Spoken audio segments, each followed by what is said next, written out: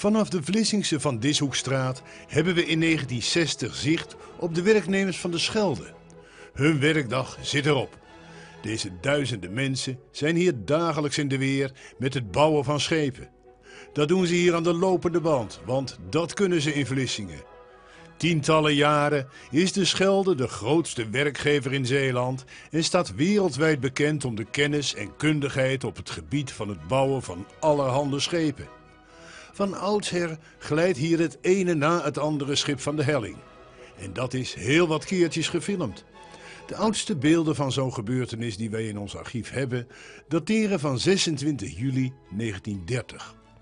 Zoals bij iedere tewaterlating is het zaterdag klokslag 12 uur. We zien de tewaterlating van het Dempo, een passagiersschip voor het onderhouden van de verbinding tussen de toenmalige kolonie Indië en Nederland. Een jaar hiervoor zijn ze begonnen met de bouw ervan en na deze dag zal het nog een half jaar duren voordat het schip kant en klaar is. Zo'n tewaterlating is sinds jaar en dag een happening. De duizenden werknemers en hun gezinnen zijn erbij aanwezig en vol trots zien ze hun werk in het water glijden. Dat er door wrijving hitte ontstaat, kunnen we hier goed zien. Beelden die ochtend al om 6 uur zijn gefilmd. Deze mannen zijn bezig met het opkeggen. Tussen het schip en de helling hebben ze een stellage van houten blokken aangebracht.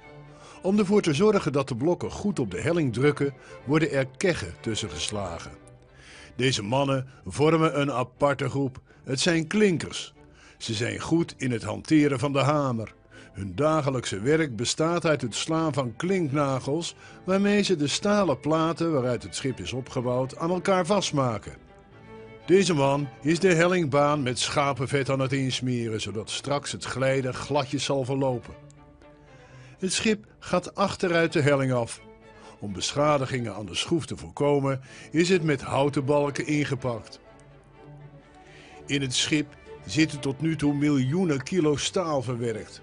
Als die massa eenmaal aan het glijden is, valt het moeilijk te stoppen. Om het af te remmen hebben ze voor de helling een enorm zinkstuk neergelegd. Een drijvende mat, opgebouwd uit wilgentakken, die moet dienen als een soort stootkussen.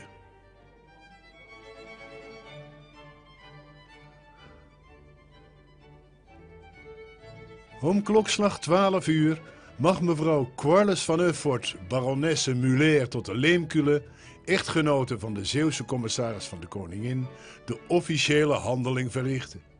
Met een fles champagne wordt de Dempo gedoopt. Een enerverende gebeurtenis. Voor de vele werknemers van de Schelde een moment dat ze met trots vervult. Maar ook een spannend moment. Blijft het drijven? Stopt het op tijd? Zoals de meeste keren verloopt het prima.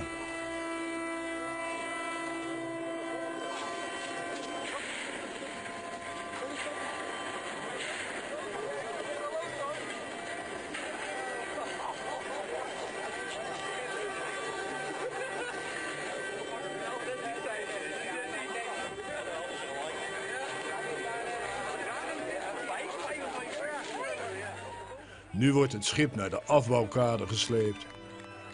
Hier zal vooral aan de binnenkant gewerkt worden.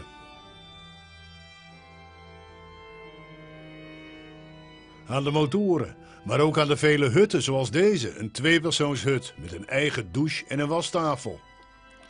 Met in totaal 8 dekken met een geriefelijke rooksalon, bereikbaar met liften of statige trappen opgeluisterd door beeldhouwwerken van gerenommeerde kunstenaars. Een en al ongekende luxe, gemaakt in Vlissingen. In februari 1931 is het schip af en na de nodige proefvaarten wordt het naar zee gesleept, waar het overhandigd wordt aan de Rotterdamse Lloyd, de nieuwe eigenaar van het schip. Tijdens een plechtigheid op zee wordt de vlag van de Schelde ingeruild voor die van de Rotterdamse Lloyd en wordt het gezag overgedragen aan de nieuwe kapitein E.P. Ros. Het verhaal van de Dempo zal een dramatische wending nemen. Amper 10 jaar zal het dienst doen als passagiersschip. Dan breekt de Tweede Wereldoorlog uit en wordt het schip in 1941 door de Engelsen omgebouwd tot troepentransportschip.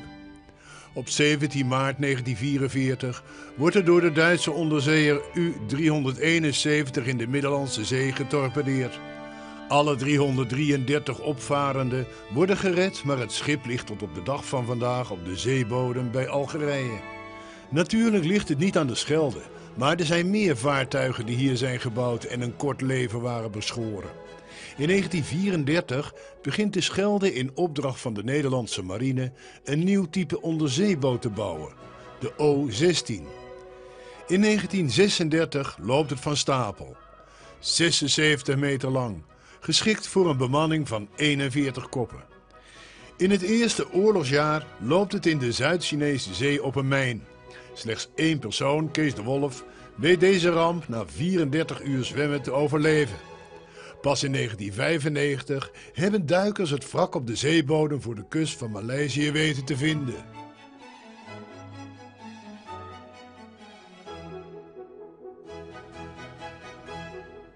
Er zal een hele serie van dit type onderzeeboot worden gebouwd. De O-22 is er ook zo een. Die loopt hier op 20 januari 1940 van stapel. De staalplaten van deze boot zijn niet geklonken, maar voor het eerst hebben ze hier het elektronisch lassen toegepast. Daardoor kan de boot dieper duiken, tot zo'n 100 meter onder de zeespiegel. Op 5 november 1940 loopt deze boot voor de Noorse kust op een zeemijn en verdwijnt naar de bodem. Niemand van de 46 bemanningsleden overleeft dit drama. Pas in 1993 is het wrak teruggevonden.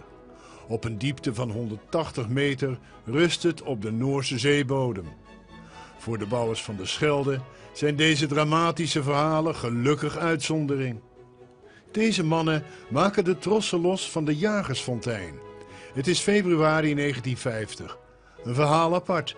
De bouw van dit schip was al begonnen in 1939. Niet in Vlissingen, maar in het Poolse Danzig. Het was bestemd voor een Nederlandse reder. Dan breekt de oorlog uit, waardoor de bouw helemaal stil komt te liggen. Aan het eind van de oorlog, als de Russen Polen bevrijden, beschouwen de Russen het als een oorlogsbuit. Na flink onderhandelen komt het schip naar Vlissingen waar het wordt afgebouwd.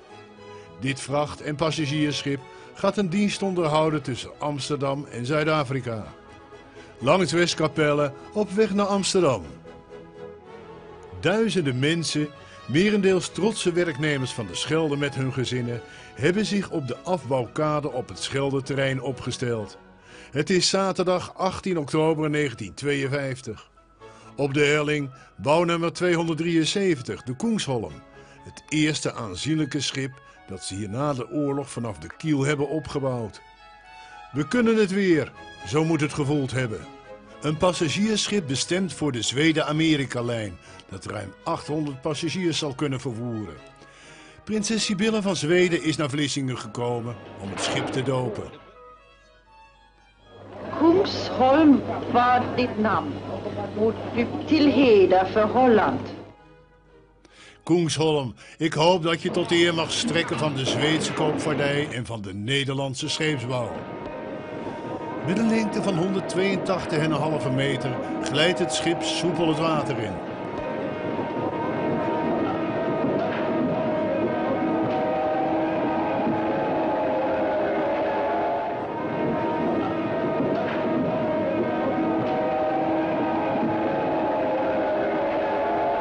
Na ruim een jaar, op 9 oktober 1953, is het helemaal af. Sleepboten trekken de zeereus achteruit door de Vlissingse sluis. Opnieuw zijn duizenden mensen op de been. Ze zijn hierheen gekomen om dit staaltje van Nederlands vernuft uit te zwaaien. Nederlands vernuft, gemaakt in Vlissingen.